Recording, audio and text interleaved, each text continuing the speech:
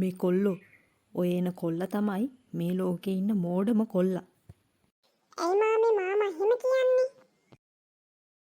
එහෙනම් පොඩ්ඩක් බලන් ඉන්නවකෝ මං ඒක ඔප්පු කරලම් පෙන්නන්න.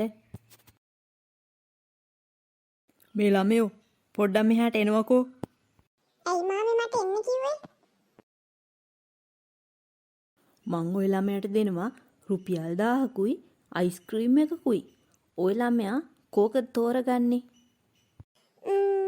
මට අයිස්ක්‍රීම් එක හොඳයි අංකල්. හරි. කඩේ ගෝලේ ඇති. මං කිව්වා කියලා ඉල්ල ගන්නවක අයිස්ක්‍රීම් එකක්. thank you uncle. ඇයි මාමේ රුපියල් 1000 නැතුව අයිස්ක්‍රීම් එක ඉල්ලගත්තේ? ඒකනි මං කිව්වේ ওই කොල්ලා තමා මේ ලෝකේ ඉන්න මෝඩම කොල්ලා කියලා. මං ඕක ওই කොල්ලට කීප දවසක්ම කළා. ওই කොල්ලා හැමදාම ඉල්ලන්නේ වටිනාකම අඩු දෙන්නේ. හරිම පුදුමයි තමයි නේද? එහෙනම් අංකල් මාත් ගිහින් එන්නම්කෝ. අර ඉන්නේ අර මෝඩයා.